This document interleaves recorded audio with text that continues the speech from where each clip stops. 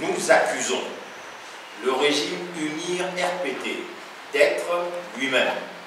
responsable de la vague d'incendie des marchés qui déferle sur le Togo.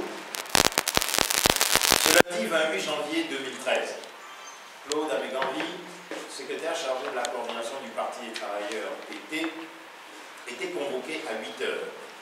par le capitaine Akako du service de renseignement et d'information SRI de la gendarmerie nationale pour une affaire judiciaire entre guillemets, reçue par 4 officiers, dont le dit capitaine. Ceux-ci ont tenu à lui faire savoir qu'il s'agissait d'une audition dans le cadre de l'affaire de la série d'incendies des marchés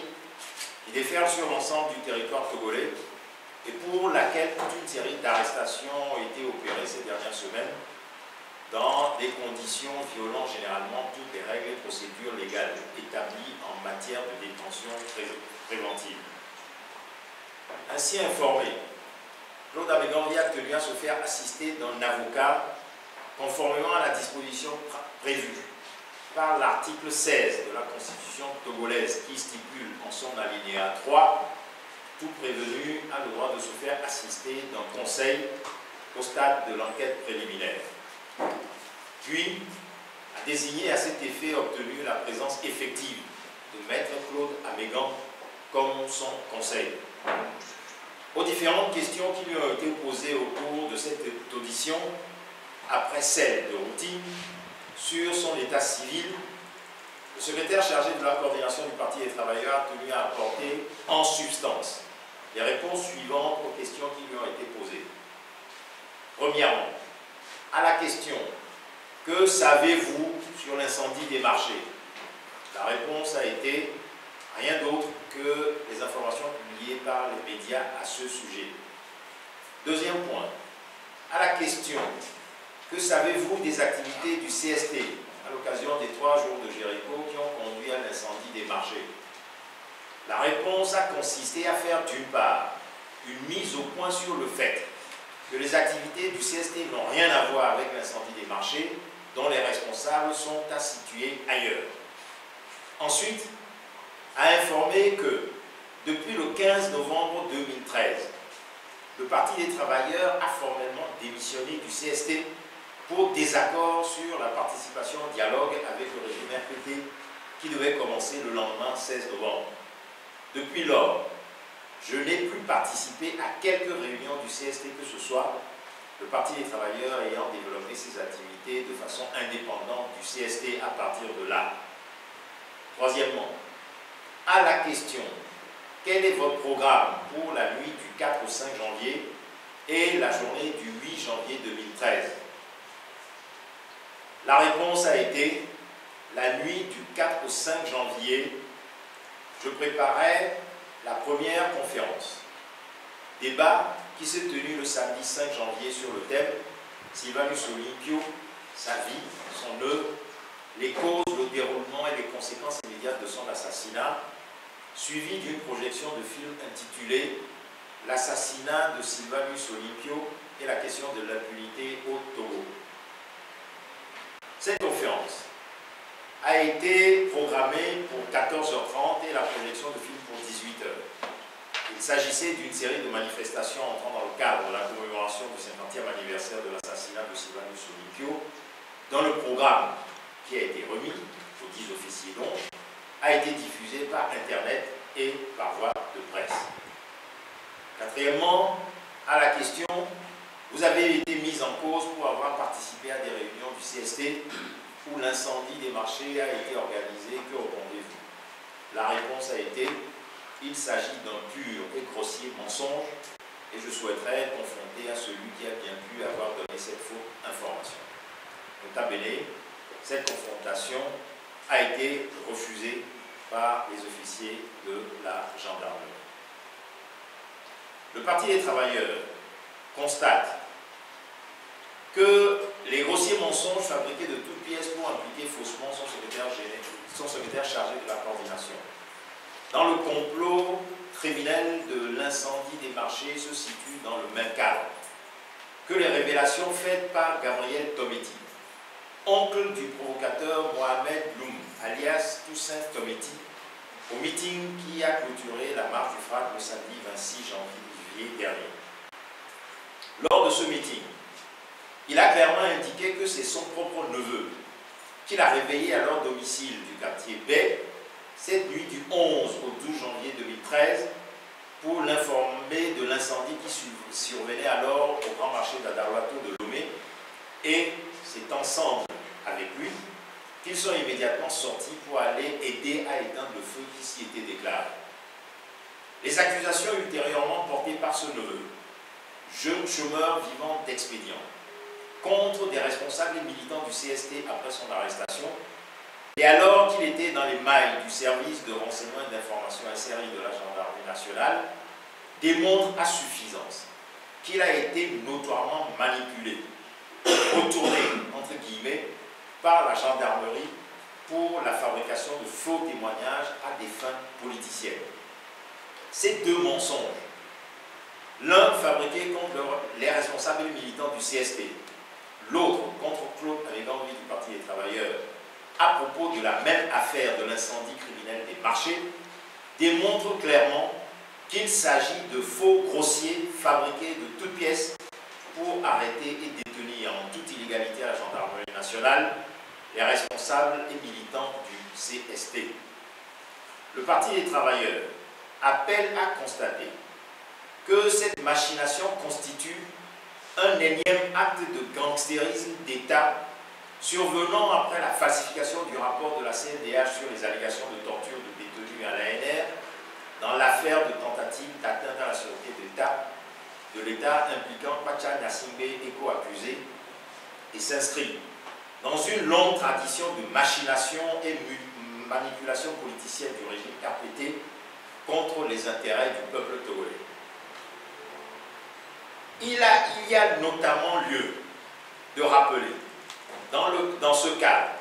en juillet 2012,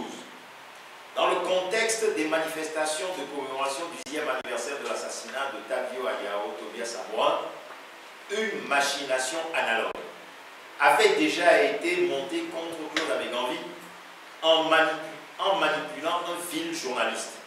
pour l'accuser faussement d'avoir fait publier sur Internet et dans la presse nationale togolaise des informations sur la fortune des Adema. Alors qu'Éloi Koussao, réfugié togolais vivant en Belgique, a ouvertement reconnu la paternité de cet article par un acte dûment notarieux, cette machination a servi à l'arrêter et à le faire juger lors d'une parodie de procès au terme duquel il a été condamné à 4 mois de prison ferme en première instance, peine aggravée en appel de 2 mois de prison supplémentaire, soit au total 6 mois de prison qu'il a intégralement purgé. Il est donc aujourd'hui parfaitement clair que la fabrication des faux témoignages actuels contre les responsables et militants du CST vise à décapiter ce collectif que le régime unir RPT veut éliminer de la scène politique togolaise pour se paver une voie royale vers l'organisation d'une mascarade d'élections législatives au mois de mars prochain. L'objectif politique ainsi visé par ce régime est de s'accaparer tous les sièges de députés à l'Assemblée nationale afin de réinstaurer un régime dictatorial destiné à écraser les populations togolaises et à les priver de leur droit à jouir de la liberté ainsi que de leur richesse dans un Togo démocratique. Le Parti des Travailleurs dénonce et condamne avec la plus grande vigueur cette propension des tenants du régime unir RPT à utiliser les institutions de l'État togolais, tout particulièrement les forces de sécurité et de défense, pour opprimer et réprimer, en toute impunité, des citoyens togolais innocents. Il exige la libération inconditionnelle et immédiate de tous les responsables et militants emprisonnés et l'annulation de toutes les poursuites engagées contre eux. À qui profite le crime? Le Parti des Travailleurs constate que le fait que le régime unir RPT fabriqué de toutes pièces ces faux témoignages pour fonder de fausses accusations pour tenter, par de méprisables, machiavéliques et cyniques machinations, d'en imputer la responsabilité à d'innocents citoyens, identifie clairement le régime de Faure et Swaziland Gnassingbé lui-même comme responsable de ces incendies des marchés. C'est pourquoi le Parti des travailleurs accuse le régime de Faure et Swaziland Gnassingbé d'avoir délibérément prémédité, planifié et exécuté la série d'incendies criminels qui se sont multipliés, la série qui s'est multipliée dans plusieurs villes et localités sur tous les territoires du Togo. Parce que ces criminelles machinations rendent les responsables du régime RPT coupables non seulement de graves forfaitures et haute trahison à l'endroit du peuple togolais, mais aussi de coups de force contre ces institutions. Le Parti des travailleurs exige la démission inconditionnelle et immédiate de Faure et Swaziland Gnassingbé de son gouvernement, conformément à l'article 150 de la Constitution adoptée par référendum par le peuple togolais le 27 septembre 1992, qui dispose: en cas de coup d'État ou de coup de force quelconque, tout membre du gouvernement ou de l'Assemblée nationale a le droit et le devoir de faire appel à tous les moyens pour rétablir la légitimité constitutionnelle, y compris le recours aux accords de coopération militaire ou de défense existants. Dans ces circonstances, pour tout Togolais,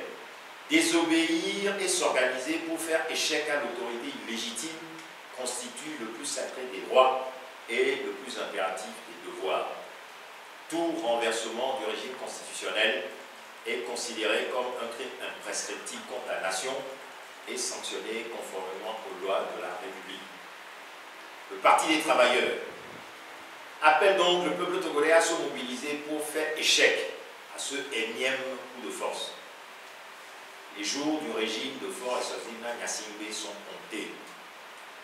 Pour le Parti des travailleurs, il ne fait l'ombre d'aucun doute que le régime moribond de Faure et Swaziland Gnassingbé se démasque comme un régime aux abois qui, sentant sa propre disparition arriver à vive allure, organise des machinations politiques pour tenter de se maintenir en place alors qu'il est prêt de tomber. Dans cette perspective, le Parti des travailleurs en appelle à la vigilance du peuple togolais et lui demande de se tenir prêt à parer à toute éventualité afin de ne pas se laisser surprendre par un changement brusque qui pourrait survenir désormais à tout moment dans l'actuelle situation togolaise. Alors que nous voyons la grave dérive dans laquelle certains responsables et membres des forces de sécurité et de défense font engager les unités dont ils ont la charge, c'est le lieu de mettre en garde tous les policiers, gendarmes et militaires de tout grade et de tout niveau contre la caution que tout élément apporterait à ces menées aussi illégales qu'anticonstitutionnelles. Chacun doit savoir qu'il sera dès demain tenu pour personnellement responsable et devra répondre devant les juridictions compétentes de toute violation des droits de l'homme commise à l'encontre de tout citoyen innocent. Le Parti des travailleurs tient à rappeler à tous que la Constitution togolaise dispose en ses articles 21 alinéa 4 tout individu, tout agent de l'État est délié du devoir d'obéissance lorsque l'ordre reçu constitue une atteinte grave, manifeste au respect des droits de l'homme et des libertés publiques. Article 147. Les forces armées togolaises sont une armée nationale, républicaine et apolitique. Elles sont entièrement soumises à l'autorité politique constitutionnelle régulièrement établie. D'ores et déjà, le Parti des travailleurs appelle tous les citoyens togolais à commencer à réfléchir aux nouvelles institutions qu'il faudra mettre en place à la disparition du régime de Faure et Swaziland Gnassingbé. Dans ce cadre, le Parti des travailleurs tient à rappeler que le deuxième point de sa charte de fondation, adoptée en exil les 23 et 24 juillet 1988, est reconfirmé au Togo lors de la conformation légale aux exigences de la charte des partis en juin 1991, se prononce notamment pour, je cite, « la mise à bas de la dictature du clan des Gnassingbé par la mobilisation des masses togolaises et la dissolution de toutes ces institutions. Parti unique RPT, Rassemblement du peuple togolais, et son organisation de jeunesse JRPT. Assemblée nationale, Confédération des nationales des travailleurs du Togo, CNTT, Union nationale des femmes du Togo, UNFT, Union nationale des chefs traditionnels du Togo, UNCTT, Mouvement national des étudiants stagiaires du Togo, MONEXTO, etc. La dissolution de l'armée, véritable garde prétorienne qui, constituée, sélectionnée par Yadema et par l'impérialisme, n'a jamais servi qu'à asseoir et à maintenir la dictature dans le cadre de la défense des intérêts des puissances étrangères. Les expériences récentes d'Haïti, des Philippines et d'Argentine montrent qu'une armée formée pour défendre une dictature n'accepterait jamais le rétablissement de la démocratie. Ne pas dissoudre l'armée actuelle, c'est donner les moyens aux exploiteurs, ennemis de la démocratie, de revenir au pouvoir en bafouant les libertés. Quant aux soldats immobilisés, l'État prendra toutes les mesures pour qu'ils aient une affectation, leur assurant un emploi dans la nouvelle société. Le refus qu'une junte militaire ou toute structure apparentée soit installée à la tête du pays à la chute de la dictature, même pour un gouvernement provisoire. L'expérience togolaise, les expériences africaines et celles du monde entier montrent que toutes les juntes militaires, provisoires ou non, qui arrivent généralement au pouvoir par un coup d'État, tendent toujours à restaurer ou instaurer une dictature, un pouvoir autocratique à plus ou moins long terme. Fin de citation de ce point 2 de notre charte de fondation. Les événements qui se déroulent actuellement dans notre pays et dans la sous-région Afrique de l'Ouest, notamment au Mali, ne font que confirmer ces positions et la nécessité absolue de prendre des décisions urgentes qui découlent de la grave décomposition des États africains à laquelle nous assistons. Forgés comme de véritables gardes prétoriennes, les forces de sécurité et de défense s'illustrent partout, non pas comme des corps nationaux, mais bien plutôt comme des milices tribales, claniques ou mafieuses,